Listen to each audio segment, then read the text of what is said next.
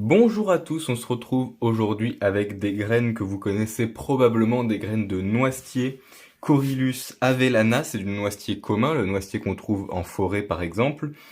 Euh, on va avoir pas mal de choses quand même à dire mine de rien. On est sur un arbuste de 5 à 8 mètres qui est basitone et qui a une grosse tendance à faire des rejets, donc à repartir ou des racines ou de la base du pied pour faire de nombreuses tiges plutôt qu'un seul tronc. C'est la définition donc de basitone, etc. On pourrait dire que ça pousse un petit peu en CP, même s'il n'y a pas d'action de l'homme pour que ça pousse en CP. On a ici du coup la partie extérieure de la noisette, ce qu'on appelle souvent la coquille. C'est en fait le spermoderme ou le testa. On a également ici une autre partie de ce spermoderme qui est du coup une enveloppe protectrice qui va protéger la graine. Comme on en a deux, le plus externe, donc celui-ci, ça va être l'exotesta, le plus interne, ça va être l'endotesta. Si on retire cette petite couche, on a en dessous la graine de noisetier. Hop, voilà, donc en fait la partie blanche que vous voyez là, c'est la graine en elle-même. Ce que j'enlève, le tégument, qui peut aussi s'appeler du coup l'endotesta dans ce cas-là, n'est pas utile hormis pour la protection de la graine. C'est uniquement de la protection, ça va pas venir nourrir la graine, ça va pas venir l'aider à germer, uniquement pour la protéger. Pourquoi je voulais vous montrer des graines de noisetier, puisqu'au final, tout le monde connaît un petit peu des noisetiers. On appelle ça fruit à coque, mais en fait, c'est pas du tout un fruit. C'est-à-dire que le fruit, en fait, est ici. Le fruit, c'est la coque. Et la graine est ici. Donc en fait, on devrait appeler plutôt ça graine à coque ou graine à fruits secs ou graine à fruits durs ou graine à fruits non comestibles. Mais c'est clairement pas un fruit à coque. C'est une graine entourée d'un fruit qui ne se mange pas, qu'on laisse volontairement sécher, un petit peu à la manière de la noix. La noix qui n'est pas non plus un fruit sec, mais qui est une graine qui est à l'intérieur de sa coquille, donc à l'intérieur de son spermoderme, de son noyau. Et le fruit, en fait, on va le laisser tomber de l'arbre, le laisser pourrir au sol et récupérer la noix après.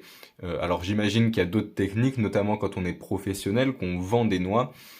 Personnellement, je l'ai uniquement fait en amateur, mais c'est comme ça que faisaient par exemple vos grands-parents ou vos arrière-grands-parents.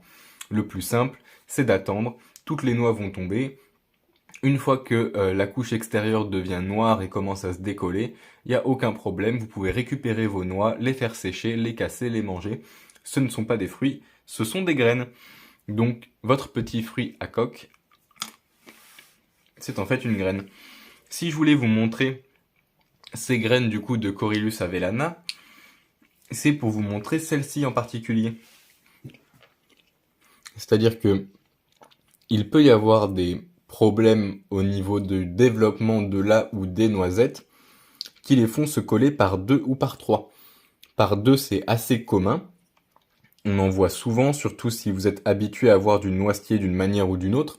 Si vous en avez dans votre jardin, si vous en avez chez vos grands-parents, chez vos voisins, des choses comme ça. Mais par trois, par- pardon, je meurs. Par trois, c'est assez peu commun. C'est la première que j'ai vue, et j'en ai vu que deux dans ma vie. Donc je vais vous la montrer. Elle fera probablement partie du projet dans une partie curiosité, et je ne sais pas si ça va s'entendre, mais il y a des noisettes à l'intérieur, celles-ci pourraient être cassées et mangées.